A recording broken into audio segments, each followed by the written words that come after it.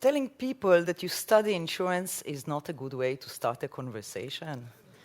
In fact, if ever you need to end the conversation, try it. Tell people you study insurance. People don't want to talk about insurance. They don't think it's all that exciting. But I disagree. I find insurance fascinating. In fact, I find it magical. And today I'd like to show you why. Okay. Now, the famous author Franz Kafka used to work for an insurance company in Prague. And this is what Kafka had to say about insurance. He said, "Insurance is like a religion. Insurance is like a primitive religion. It's the religion of people who believe that by having insurance, they can ward off evil." So according to Kafka, what leads us to buy insurance is not rational thinking, but magical thinking. It's the belief that if I have insurance, somehow, magically, those negative events that I fear in the future, they are not going to happen.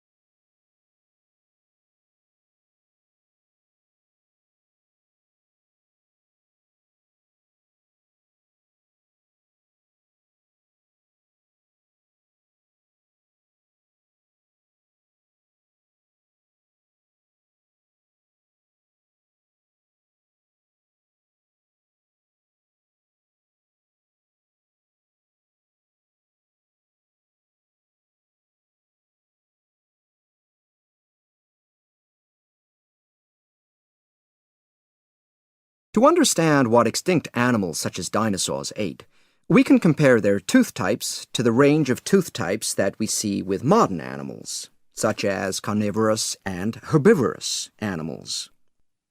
So when we look at a tiger skull, we can look at aspects of its dentition or its teeth to understand what it ate. So when we see pointed and sharp teeth, we can see that they are very well adapted for slicing, shearing, and cutting flesh. Unlike the tiger, when we look at a herbivorous animal, a horse, we can see that its teeth are arranged in a nice flat grinding surface, and so when the top and lower teeth fit together, they actually grind up plant material. When we look at fossils like this one, which belongs to an allosaur, we can see teeth that are conical and recurve backwards with sharp points and serrated edges. These kinds of clues tell us that this animal was a meat-eating animal. Now, we'll look at the jaw of a hadrosaur. On one side, you can see many of its teeth. When we turn it around, you can see a long, flat grinding surface. By comparison, we can infer that this animal was also a plant eater, just like the horse that showed us a very similar kind of dentition. This animal also ate plants and other tough fibrous material.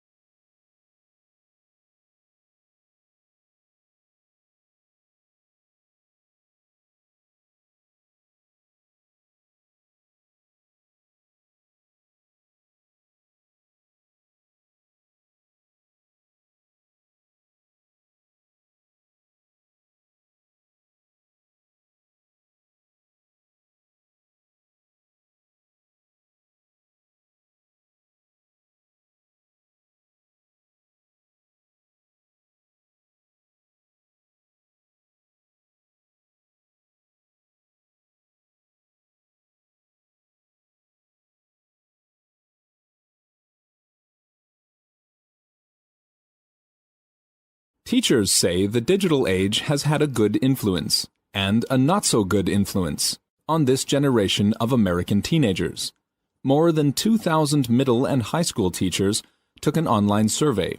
Researchers also spoke with teachers in focus groups.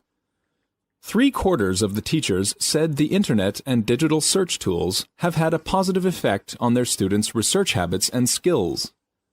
But 87% agreed that these technologies are creating an easily distracted generation with short attention spans, and 64% said the technologies do more to distract students than to help them academically. Many students think doing research now means just doing a quick search on Google.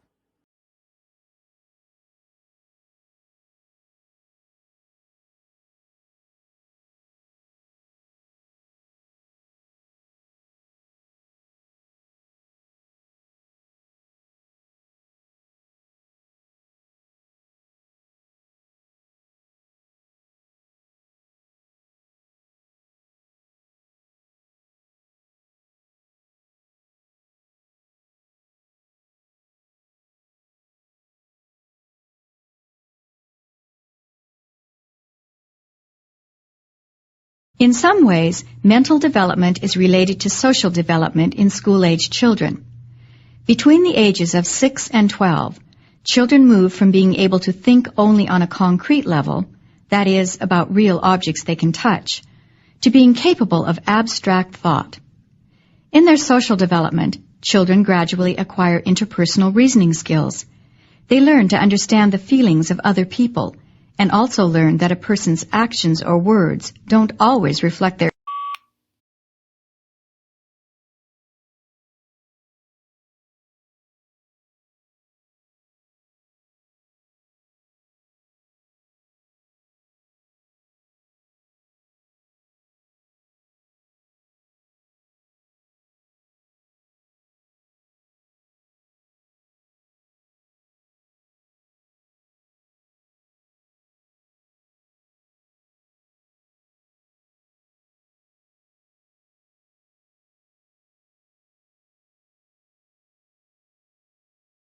If you know anything about ammonia, it's probably that it's stinky, it's toxic, it's potentially explosive. So that's a great place to start, right? Ammonia is mainly used today to make chemicals and fertilizers. But for many reasons, industry experts are convinced that ammonia could be a game-changing way to drive giant cargo ships, and that it could be used safely and be cost competitive. Tens of thousands of freighters crisscross the oceans every day, bringing the food we eat, the clothes we wear, the cars we drive. Container ships alone carry some $4 trillion worth of goods by sea every year. That's roughly the GDP of Germany. At the same time, the shipping industry contributes a significant share of the world's annual greenhouse gas emissions. If shipping were a country, it'd be the 6th largest emitter of CO2, trailing just behind Japan. And as world economies grow and populations rise, shipping's emissions are expected to soar, unless the industry charts a cleaner course.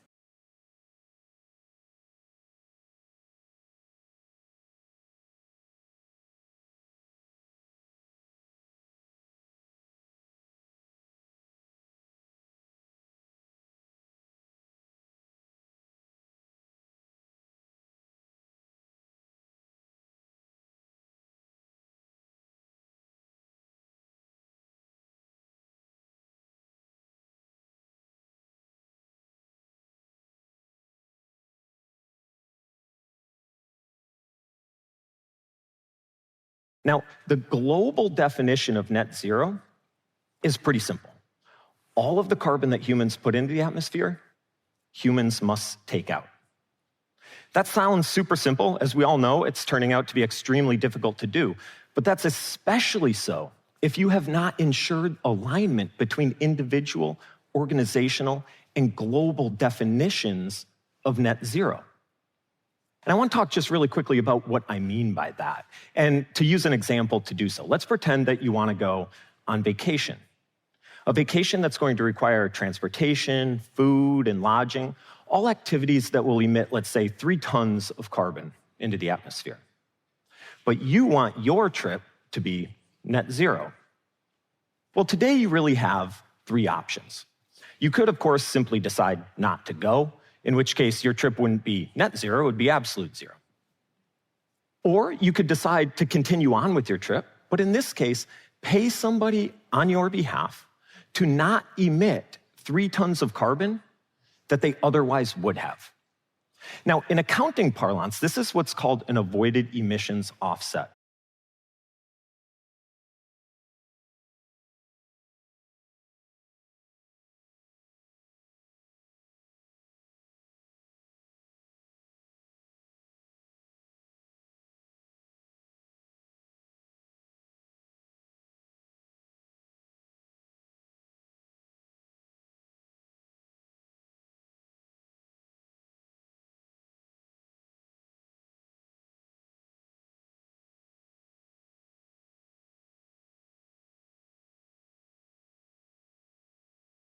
There is a play by one of my favorite writers, Nobel laureate Wole Soyinka, I would like to tell you about, The Swamp Dwellers.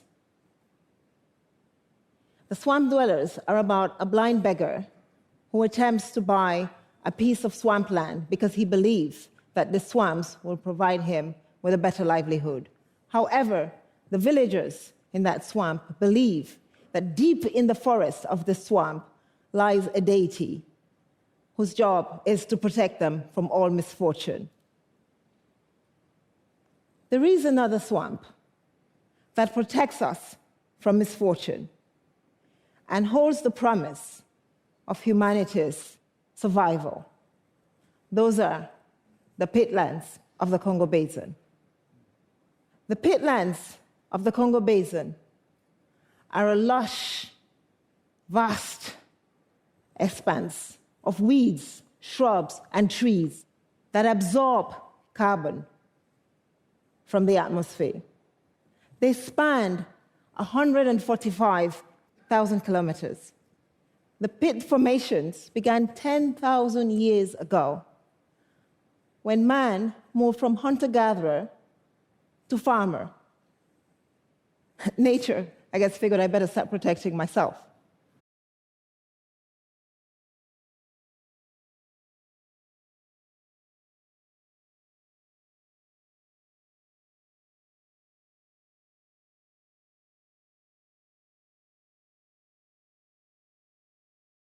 If you've gone to a tech conference, literally any tech conference in the last 5 years, you would walk away with the impression that the connected, easy to navigate, clean and green smart city is just around the corner. The reality is that, and the hype is that many companies are working on products and solutions to get there. Take transportation, for example. Allegedly, in the city of the future, you will be able to seamlessly plan your journey from public transportation to shared autonomous taxis and even electric scooters. If you own a car, it will be electric. And there will be charging stations strategically placed throughout the city. So all you do is type your location into your GPS, and it will automatically take you to your location in the minimum amount of time. And any payment you need for charging will be done automatically in the background.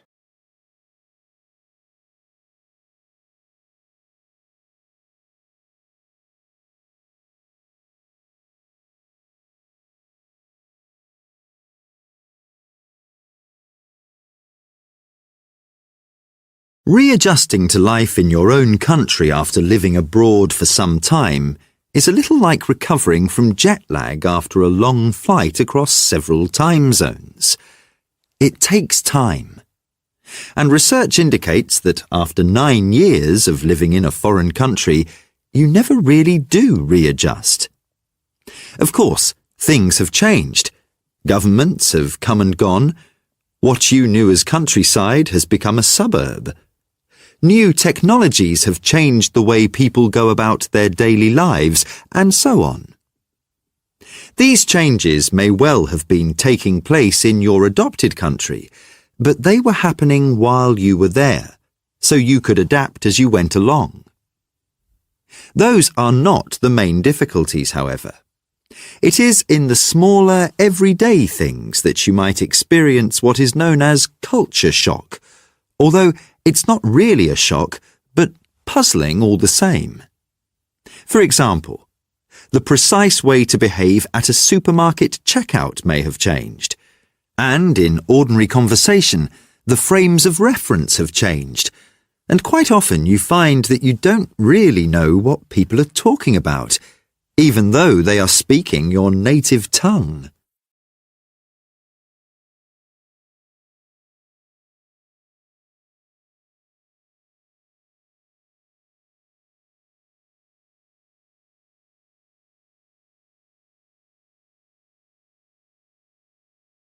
Ammonia is mainly used today to make chemicals and fertilizers.